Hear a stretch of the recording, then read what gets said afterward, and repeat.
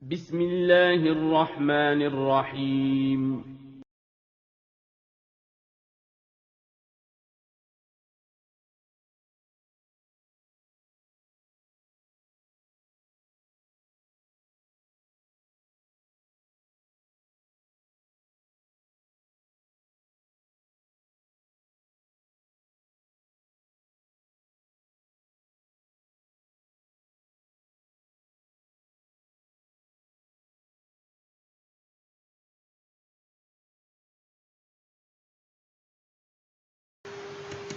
Bismillahirrahmanirrahim. Assalamualaikum warahmatullahi wabarakatuh. Alhamdulillah wassalatu wassalamu ala Rasulillah wa la haula wa la quwata illa billah. Asyhadu an la ilaha illallah wahdahu la syarikalah wa asyhadu anna Muhammadan abduhu wa rasuluh. Amma ba'du, kaifa halukum? Bagaimana kabar kalian semua? Semoga kalian semua di hari yang berbahagia ini senantiasa dalam lindungan Allah Subhanahu wa taala.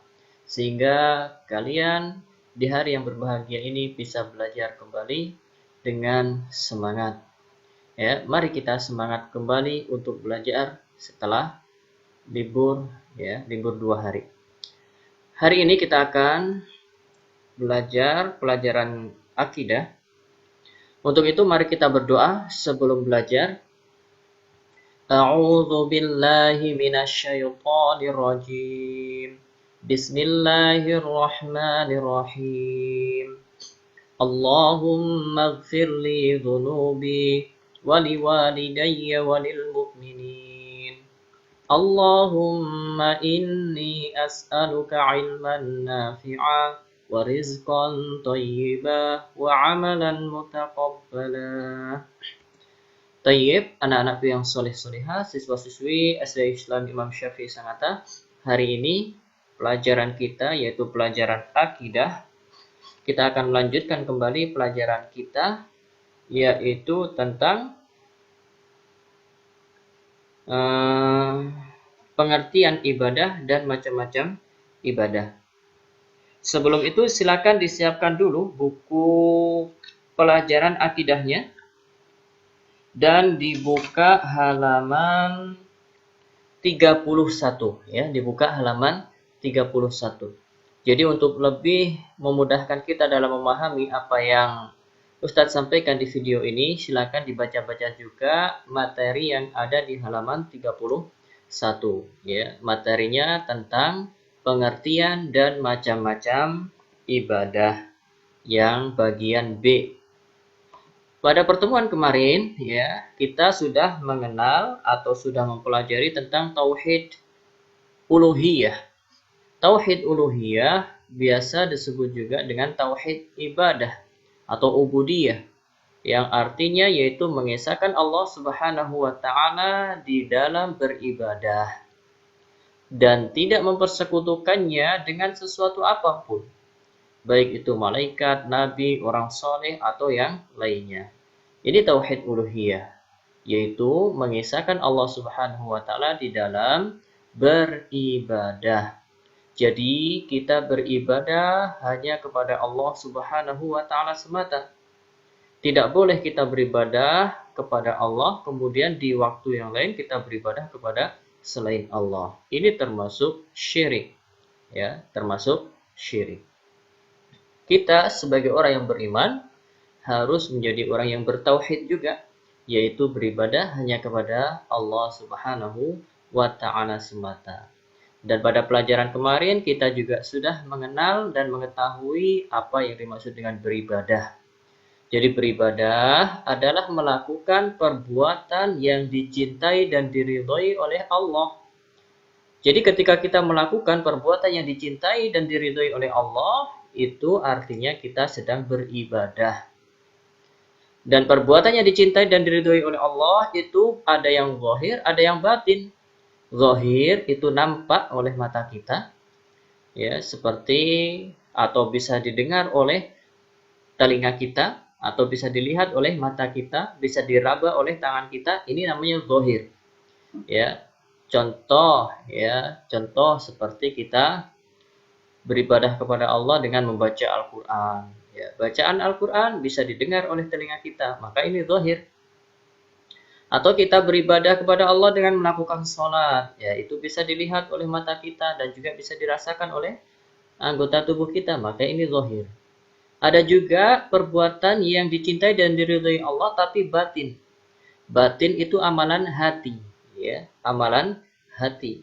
Seperti cinta kepada Allah, cinta kepada Rasulullah, takut kepada Allah, ya, dan lain sebagainya dari amalan-amalan hati. Jadi beribadah melakukan perbuatan yang dicintai dan diridhoi oleh Allah, baik perbuatan zahir ataupun batin, didasari niat mendekatkan diri kepada Allah, niat ibadah, dan sesuai aturan atau syariat Allah. Ini adalah pengertian dari beribadah. Dan dalam beribadah kita harus mentauhidkan Allah Subhanahu wa taala saja. Ya, ibadah kita hanya untuk Allah Subhanahu wa taala. Allah Subhanahu wa taala berfirman, "Wa ma khalaqtul jinna wal insa illa liya'budun." Yang artinya, dan aku tidak menciptakan jin dan manusia melainkan supaya mereka beribadah kepadaku. Ayat ini ya menunjukkan bahwasanya ibadah inilah yang menjadi tujuan penciptaan manusia. Maka dari itu kita harus memahami, mengenal, dan mengetahui apa itu arti ibadah. Karena ibadah ini adalah tugas utama kita sebagai manusia yang Allah ciptakan untuk beribadah hanya kepada Allah Subhanahu wa taala. Ya, sekarang kita mengenal pengertian dari ibadah. Ibadah adalah segala ucapan dan perbuatan, baik lahir maupun batin yang dicintai dan diridhoi Allah. Ini adalah ibadah. Apapun itu perbuatan, baik itu apapun itu ucapan, jika dicintai dan diridhoi oleh Allah, maka itu termasuk ibadah ketika mengerjakannya. Paham ya? Jadi ibadah adalah segala ucapan dan perbuatan baik lahir maupun batin yang dicintai dan diridhoi oleh Allah. Bagaimana kita bisa tahu kalau perbuatan, ucapan itu diridhoi dan dicintai oleh Allah? Ya kita bisa tahu dengan mengetahui ajaran yang telah diajarkan oleh utusannya yang mulia, yaitu Nabi Muhammad Sallallahu Alaihi Wasallam. Semua perkara-perkara yang dicintai dan diridhoi oleh Allah itu semua sudah dijelaskan oleh utusannya yang mulia, yaitu Nabi Muhammad Sallallahu Alaihi Wasallam. Dan itulah syariat Islam yang dibawa oleh Nabi Muhammad Sallallahu Alaihi Wasallam. Jadi ibadah itu mencakup seluruh tingkah laku seorang mukmin yang dicintai dan diridhoi Allah. Ya, jadi seluruh tingkah laku yang dikerjakan oleh orang yang beriman, yang itu dicintai dan diridhoi Allah, itu adalah ibadah. Bahkan berbagai kebiasaan yang kita lakukan seperti tidur, makan, minum, jual beli, bekerja mencari nafkah dan sebagainya, jika dilaksanakan dengan niat ikhlas dan untuk memperlancar ibadah kepada Allah, maka ini juga akan bernilai ibadah.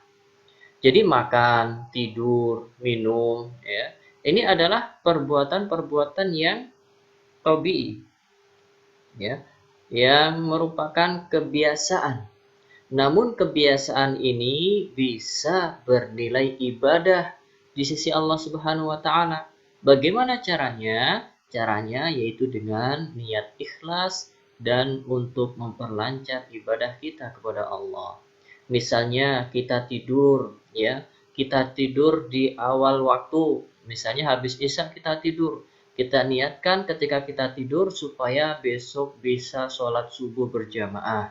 Maka tidurnya ini bernilai ibadah di sisi Allah Subhanahu wa taala. Begitu juga dengan makan dan minum. Kita niatkan makan minum kita supaya badan kita ini kuat dan bisa belajar dengan semangat, ya, belajar ilmu agama dengan semangat. Atau kita makan dan minum supaya badan kita sehat, kuat sehingga bisa beribadah, sholat dengan rajin, ya, dan giat. Maka ini juga bernilai ibadah. Jual beli, ya kita melakukan jual beli supaya kita dapat menafkahi keluarga kita yang merupakan kewajiban kita. Nah, maka ini juga bernilai ibadah, ya. Jadi bisa bernilai ibadah. Jadi kebiasaan bisa bernilai ibadah jika dilaksanakan dengan niat ikhlas dan untuk memperlancar ibadah kepada Allah Subhanahu wa taala. Kemudian anak-anak yang saleh-salehah, ibadah itu merupakan kebutuhan manusia. Ya, ibadah adalah kebutuhan manusia. Karena dengan ibadah Allah membalas dengan pahala dan kebaikan yang banyak di dunia dan akhirat. Dengan kita beribadah, kita mendapatkan balasan dari Allah yang berupa pahala dan juga berupa kebaikan. Kebaikannya ini di dunia dan juga di akhirat nanti. Maka kita sangat-sangat membutuhkan yang namanya ibadah ini. Makanya kita harus beribadah kepada Allah Subhanahu wa taala. Dan ketika seseorang itu melaksanakan ibadah, maka dia akan mendapatkan kebaikan yang sangat-sangat banyak di dunia, terlebih lagi di akhirat. Ketika manusia semuanya bisa beribadah kepada Allah, maka kehidupan ini akan baik, ya, akan sejahtera, akan aman, tentram, dan lain sebagainya. Dan perlu diingat, Allah itu maha kaya. Allah tidak membutuhkan ibadah manusia. Allah tidak membutuhkan ibadah yang kita kerjakan. Ibadah yang kita kerjakan ini untuk kita sendiri. Allah tidak membutuhkannya. Kenapa? Karena Allah maha kaya. Barang siapa yang tidak mau beribadah kepada Allah, berarti dia sombong. Seperti iblis yang dilaknat oleh Allah. Ketika dia diperintahkan sujud oleh Allah, diperintahkan sujud kepada Adam, maka iblis menolak, ya, dia sombong. Kenapa? Karena tidak mau menuruti perintah Allah, tidak mau beribadah kepada Allah Subhanahu wa taala. Jadi, jangan beranggapan ibadah kita untuk Allah, tidak, ya. Karena Allah Maha Kaya, Allah tidak membutuhkan ibadah kita. Kita beribadah untuk kebaikan hidup kita. Baik itu hidup di dunia, terlebih lagi hidup di akhirat kelak. Maka dari itu, mumpung kita punya kesempatan hidup di dunia ini, kita memperbanyak ibadah. Ya, kita perbanyak ibadah. Karena ibadah inilah yang akan kita bawa sampai hari kiamat kelak, sampai kita memasuki negeri akhirat. Kemudian anak-anak yang soleh-solehah, macam-macam ibadah. Ini ada ibadah lisan, ya. Ibadah lisan seperti zikir, berzikir, ya, bertasbih. Tasbih itu mengucapkan subhanallah. Tahlil, mengucapkan la ilaha illallah. Takbir, mengucapkan Allahu Akbar. Istighfar, astagfirullah, astagfirullah, dan membaca Al-Quran. Dan masih banyak lagi ibadah-ibadah lisan. Misalnya ceramah, ya, mengajak kepada kebaikan, ya, memperingatkan orang dari bahaya atau dari kejelekan. Ini yang bersifat lisan, ya, itu bisa berupa ibadah atau menjadi ibadah. Kemudian ada juga ibadah anggota badan seperti sholat, ya, zakat, puasa, haji. Ini semua anggota badan kita gerak. Ketika kita sholat, tangan kita gerak, ya, semua anggota badan kita gerak. Begitu juga ketika kita mengeluarkan zakat, ya, puasa, haji, amar ma'ruf nahi munkar, jihad, berbuat baik kepada orang tua, berbuat baik kepada keluarga, ya, kakak, adik, anak yatim, berbuat baik kepada anak yatim, orang miskin, dan lain-lain. Ini anggota badan. Ada juga ibadah hati. Ibadah hati seperti cinta kepada Allah dan Rasulnya, takut kepada Allah, bertobat, ikhlas, sabar terhadap hukum-hukum Allah, ridho dengan ketetapan-ketetapan Allah, tawakal, mengharap nikmat Allah, dan takut dari siksa Allah. Ini semua adalah ibadah hati. Kenapa? Karena tempatnya di dalam hati. Jadi ini macam-macam ibadah, ya. Jadi ibadah itu adalah segala sesuatu yang dicintai dan diridhoi oleh Allah, atau segala ucapan dan perbuatan yang dicintai dan diridhoi oleh Allah, baik itu zahir maupun batin. Ya, kalau zahir itu mencakup lisan dan anggota badan. Kalau batin itu ibadah hati, ya. Jadi yang zahir itu ibadah lisan dan ibadah anggota badan. Kalau ibadah yang batin itu ibadah hati. Dan perlu diingat juga, agar ibadah kita diterima oleh Allah, yang pertama kita harus melaksanakannya dengan ikhlas, semata-mata hanya untuk Allah Subhanahu wa taala semata. Dan yang kedua harus sesuai dengan syariat Allah, ya, harus sesuai dengan apa yang diajarkan oleh Rasulullah Sallallahu Alaihi Wasallam. Inilah dua perkara yang harus kita perhatikan dalam beribadah supaya ibadah kita diterima oleh Allah Subhanahu wa taala. Kemudian anak-anak yang soleh-soleha, untuk tugas hari ini ya silakan dikerjakan halaman 34. Ya, halaman 34. Jadi sekian dulu materi pelajaran akidah hari ini. Mudah-mudahan apa yang disampaikan ini bisa dipahami dengan baik. Apabila ada yang belum paham, maka silakan ditanyakan ke Ustaz ya. Kalau lewat WA, chat nggak dibalas-balas, bolehlah dengan telepon. Subhanakallahumma bihamdika asyhadu an la ilaha illa anta astaghfiruka wa atubu ilaik. Assalamualaikum warahmatullahi wabarakatuh.